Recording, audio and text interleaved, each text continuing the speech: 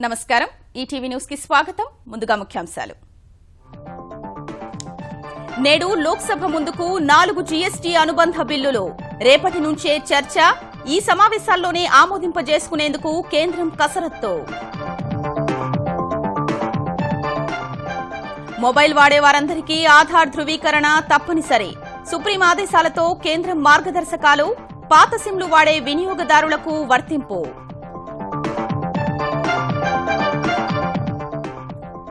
Bill బకాయిలున్న పార్టీలపై ఎన్నికల్లో పాల్గొనకుండా నిషేధం Delhi high court ఆదేశాలపై EC చర్యలు అన్ని పక్షాల అభిప్రాయం కోరుతూ లేఖ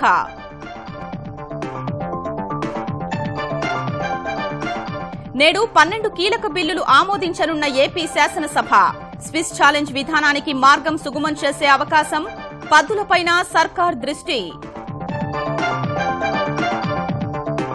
విశాఖలో మానవత్వానికే మచ్చ తెచ్చే ఘటన భారమని దివ్యాంగుడైన కుమారుణ్ణి రోడ్డు పక్కన వదిలేసిన తల్లిదండ్రులు చేరదీసిన స్థానికులు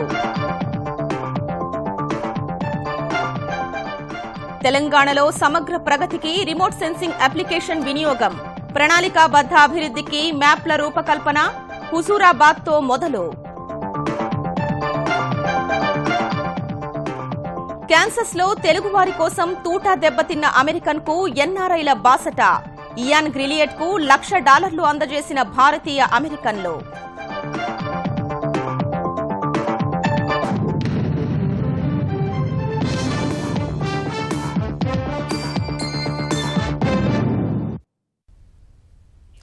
దేశంలో అతిపెద్ద పరోక్ష పన్ను సంస్కరణగా భావిస్తున్న వస్తు సేవల పన్ను బిల్లు జీఎస్టీ అమలు దిశగా కేంద్రం నేడు మరో అడుగు వేయనుంది జీఎస్టీకి అనుబంధంగా 4 కీలక బిల్లుల్ని పార్లమెంట్లో ప్రవేశపెట్టనుంది బడ్జెట్ సమావేశాలు ముగిసే ఏప్రిల్ 12 నాటికల్లా ఆయా బిల్లుల్ని ఆమోదింపజేసుకునేందుకు ప్రణాళికలు సిద్దం చేసింది వస్తు సేవల పన్ను విధానం అమలుకు సంబంధించిన 4 అనుబంధ బిల్లుల్ని కేంద్రం నేడు పార్లమెంటు ముందుకు తెచ్చే అవకాశముంది కేంద్ర జీఎస్టీ సమీకృత జీఎస్టీ కేంద్రపాలిత ప్రాంతాల జీఎస్టీ జీఎస్టీ పరిహార బిల్లుల్ని నేడు లోక్సభలో ప్రవేశపెట్టి మంగళవారానికల్లా చర్చ చేపట్టాలని ప్రభుత్వం భావిస్తోంది ఐజీఎస్టీ రాష్ట్రాల మధ్య వస్తు సేవల పన్నుకు సంబంధించిన బిల్లు కాగా యూటీ జీఎస్టీ కేంద్రపాలిత ప్రాంతాల్లో సుంకాలను నిర్వచిస్తుంది జీఎస్టీ అమలు చేసినందుకు రాష్ట్రాలు కోల్పోయే ఆదాయాన్ని భర్తీ చేస్తామన్న కేంద్రం హామీకి చట్టబద్దత కల్పించేందుకు రూపొందించిన బిల్లును కూడా కేంద్రం ప్రవేశపెట్టనుంది జీఎస్టీ అమలుతో రాష్ట్రాలు నష్టపోయే మొత్తాన్ని 5 ఏళ్ల పాటు కేంద్ర ప్రభుత్వం భర్తీ చేయనుంది జీఎస్టీ అమల్లోకి వచ్చిన తర్వాత వేర్వేరు సుంకాల్ని రద్దు చేసేలా ఎక్సైజ్ కస్టమ్స్ చట్టాన్ని సవరించడం సహా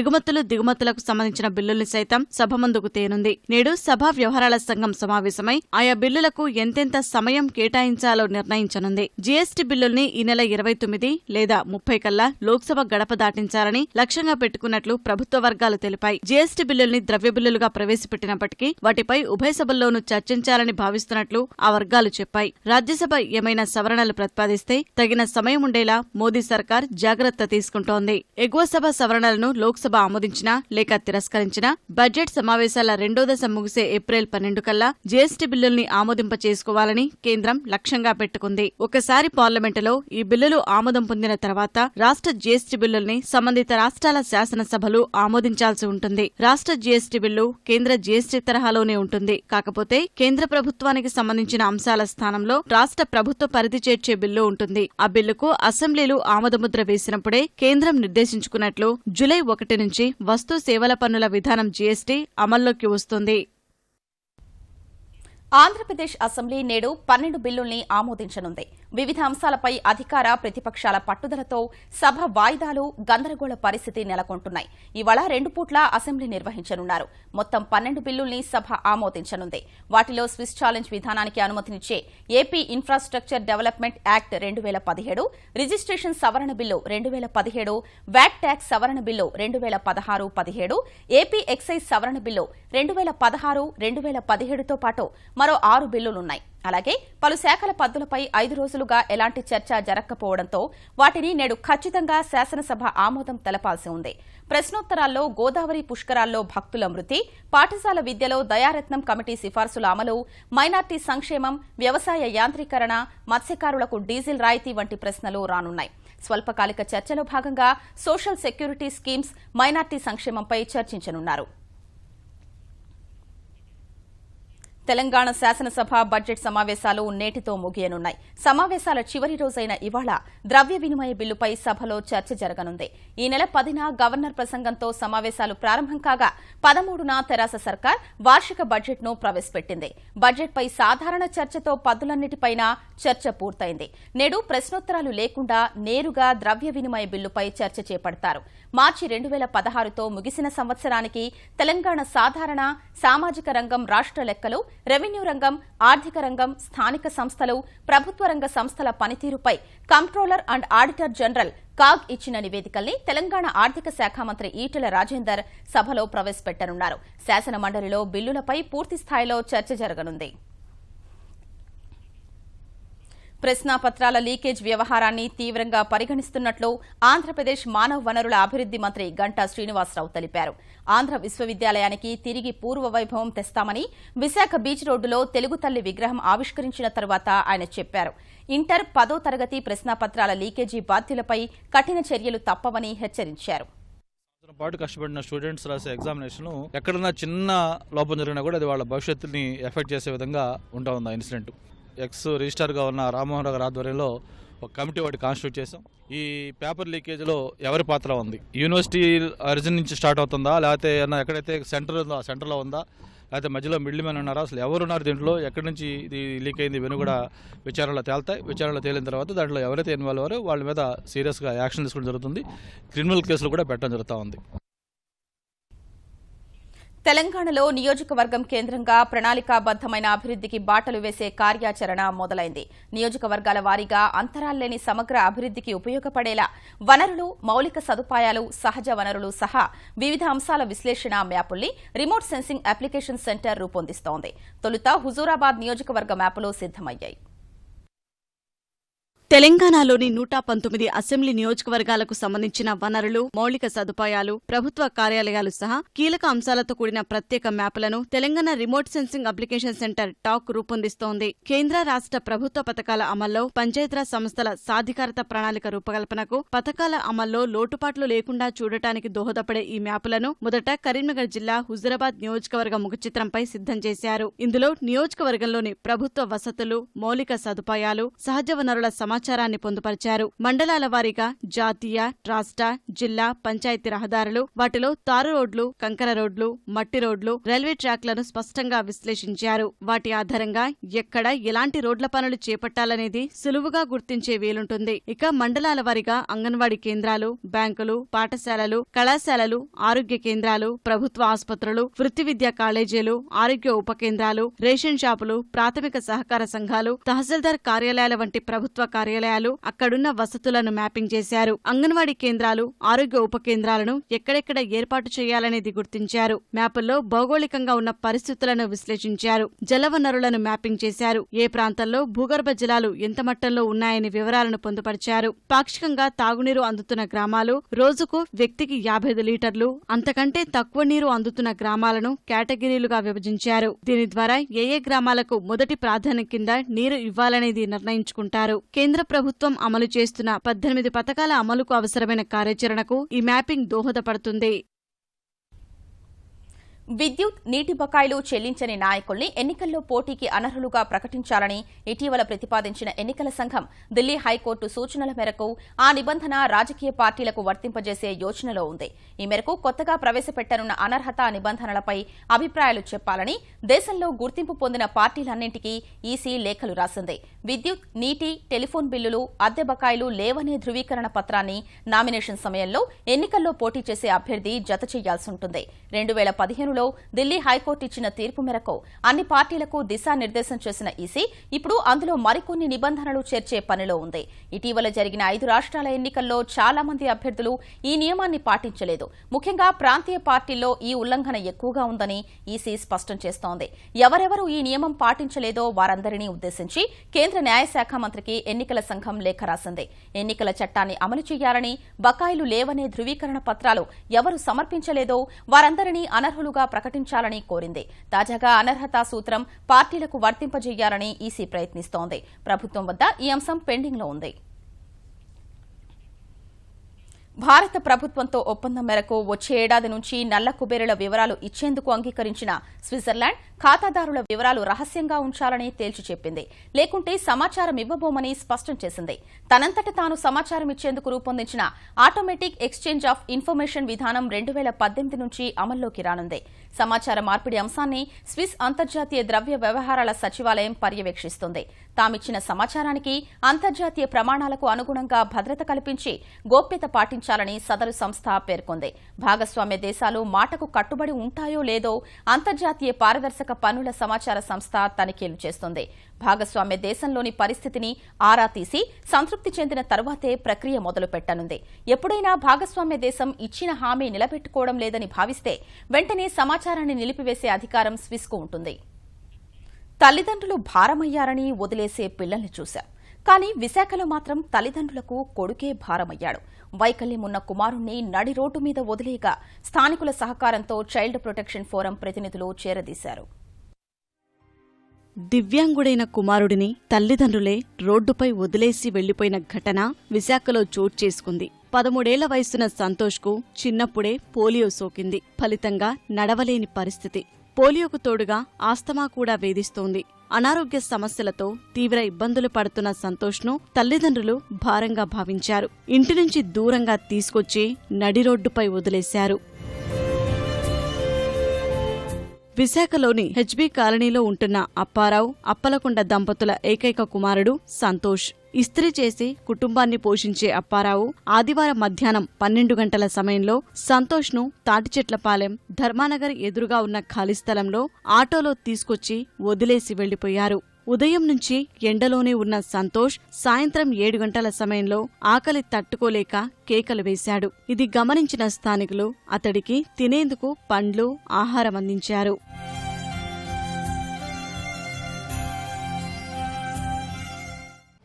మా అమ్మ నాన్న తోలిచ్చారు, బయట తోలిచ్చారు. మధ్యాహ్నం 12 గంటలని ఎక్స్పీల్ గోళం నంజాడు బొమ్మ ఉంటుందా? ఎక్స్పీల్ గోళం అంటే అక్కడ ఉండి అక్కడే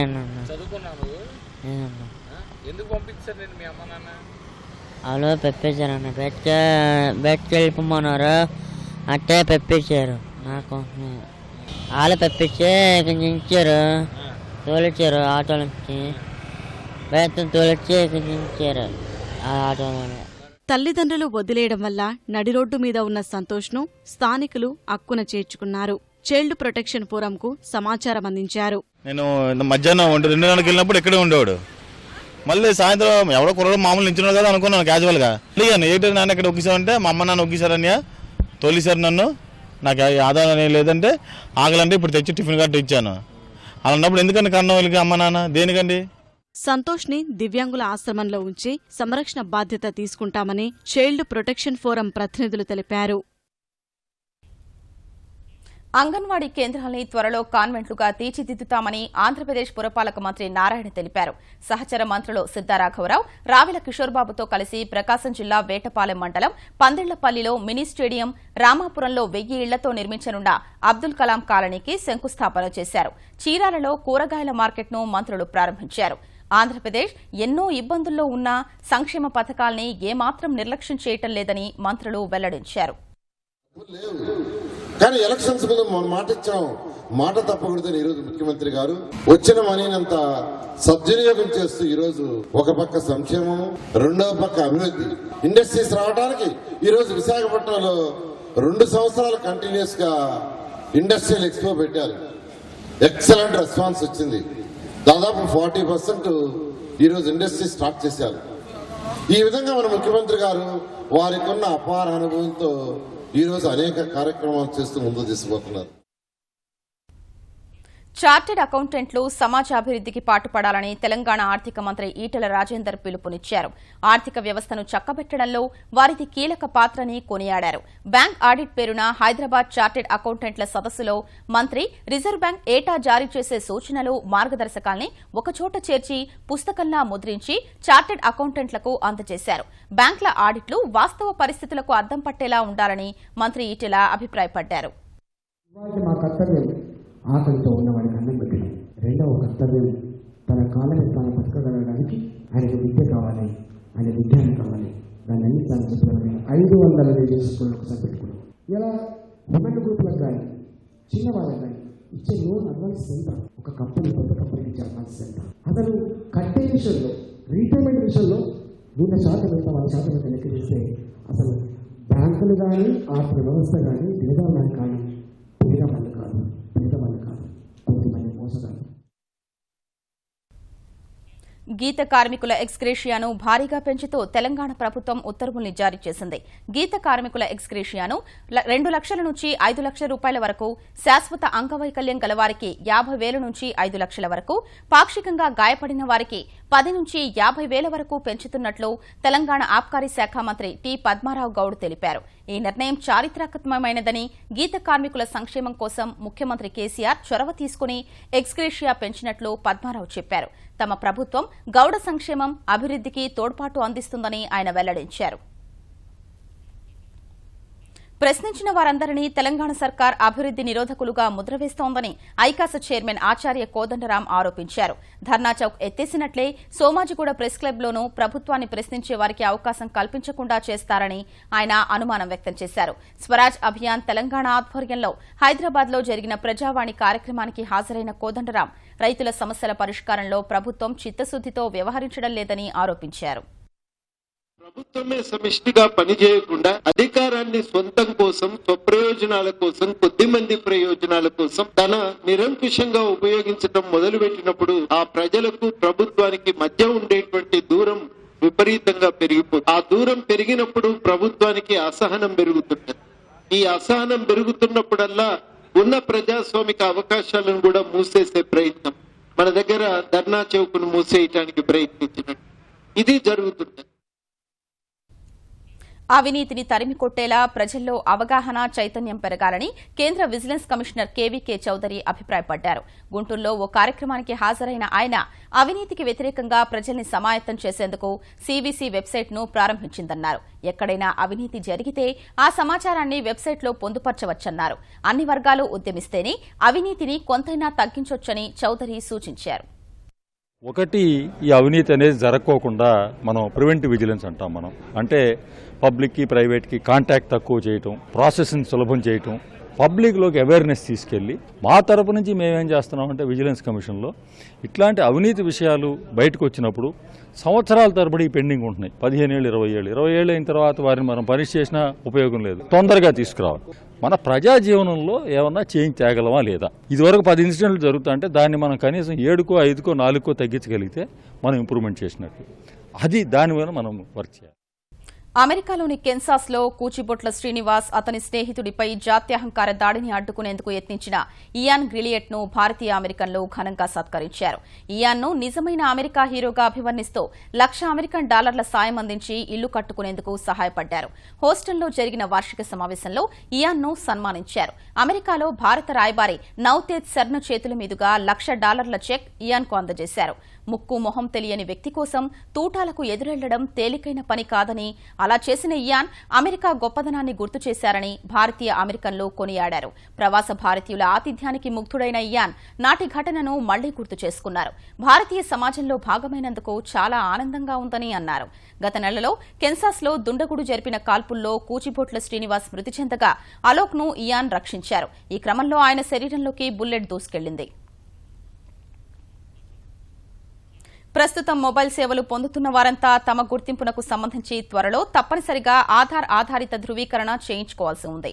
కొత్త సిమ్ తీసుకునేటప్పుడు ఆధార్ సమర్పించిన తరహాలో పాత వినియోగదారులు సైతం తమ వివరాల్ని మళ్లీ అందించాల్సి ఉండగా అన్ని టెలికాం సంస్థలు ఇందుకు ఏర్పాట్లు చేస్తున్నాయి. ప్రస్తుతం ఉన్న మొబైల్ వినియోగదారులందరి వివరాల్ని ఏడాదిలోగా మరోమారు సరిచూడాలని సిమ్ కార్డుల దుర్వినియోగంపై దాఖలైన ఓ వ్యాజ్యంపై విచారణ సందర్భంగా సుప్రీంకోర్టు ఫిబ్రవరిలో ఆదేశించింది. ఇందుకనుగుణంగా టెలికాం శాఖ మార్గదర్శకాలు జారీ చేయగా దేశంలోని 100 కోట్లకు పైగా ఉన్న చరవాణి వినియోగదారుల పునర్ధృవీకరణపై టెలికాం సంస్థలు కసరత్తు చేస్తున్నాయి. ఆధార్ కేవైసీ ప్రక్రియ ఎలా నిర్వహించాలో ఖరారు చేసేందుకు త్వరలో సమావేశం కావాలని సెల్యులార్ ఆపరేటర్ల సంఘం భావిస్తోంది. ఆధార్ ఆధారిత ధృవీకరణ కోసం ప్రజలు క్యూలలో నిల్చొని ఇబ్బందులు పడకుండా అన్ని సంస్థలు ఒకే విధానం అనుసరించాలని టెలికాం శాఖ సూచించింది. ఆధార్ కేవైసీ తప్పనిసరని మొబైల్ వినియోగదారులకు తెలిసేలా విస్తృత ప్రచారం చేయాలని టెలికాం సంస్థలకు ప్రభుత్వం నిర్దేశించింది.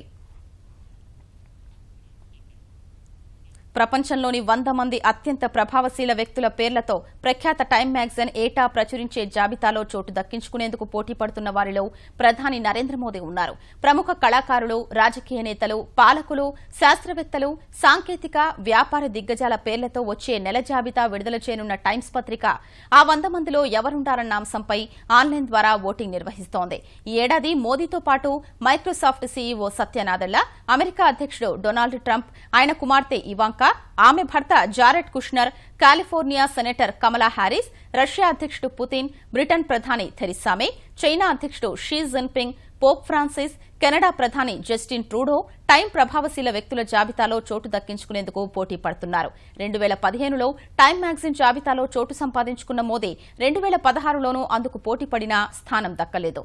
ఆన్లైన్ ద్వారా పాఠకులు ఓటేసినా టైమ్ పత్రికా సంపాదకులు తుది నిర్ణయం తీసుకుని 100 మంది ప్రభావశీల వ్యక్తుల జాబితాను ఏప్రిల్ 20న విడుదల చేస్తారు.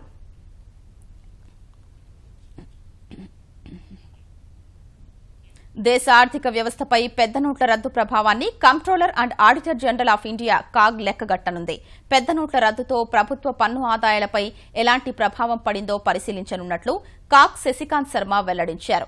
కొత్త నోట్ల ముద్రణకైన ఖర్చు, బ్యాంకు లావాదేవీల సమాచారం సహా సంబంధిత అంశాలపై అధ్యయనం చేయనున్నట్లు సంకేతాలిచ్చారు. త్వరలో అమల్లోకొచ్చే జీఎస్టీ విధానంలోనూ పన్ను ఆదాయ మదింపునకు అవసరమైన యంత్రాంగాన్ని కాగ్ సమకూర్చుకుంటున్నట్లు పీటీఐ ముఖాముఖిలో శశికాంత్ శర్మ తెలిపారు. వస్తు సేవల పన్నును ఆడిట్ చేసేందుకు కాగ్కు అధికారమిచ్చేలా ముసాయిదా బిల్లులో ఉన్న నిబంధనను ఇటీవల జీఎస్టీ మండలి తొలగించడంపై తమ అభిప్రాయాన్ని ప్రభుత్వానికి తెలియజేసినట్లు ఆయన చెప్పారు. జీఎస్టీని సైతం ఆడిట్ చేసేందుకు తమకు అధికారాలున్నాయని కేంద్రానికి స్పష్టం చేసినట్లు శశికాంత్ శర్మ వెల్లడించారు. ఉగ్రవాద సంస్థ అల్ ఖైదాకు గట్టి ఎదురుదెబ్బ తగిలింది. తూర్పు ఆఫ్ఘనిస్తాన్ ప్రాంతంలో అమెరికా సైన్యం నిర్వహించిన డ్రోన్ దాడుల్లో ఆ సంస్థ సీనియర్ నేత ఖారీ యాసిన్ హతమయ్యాడు. ఈ నెల 19న పక్టికా ప్రావిన్స్ లో జరిగిన దాడిలో యాసిన్ మృతి చెందినట్లు ఆధారాలున్నాయని అమెరికా రక్షణ శాఖ మంత్రి జేమ్స్ మేటిస్ వెల్లడించారు.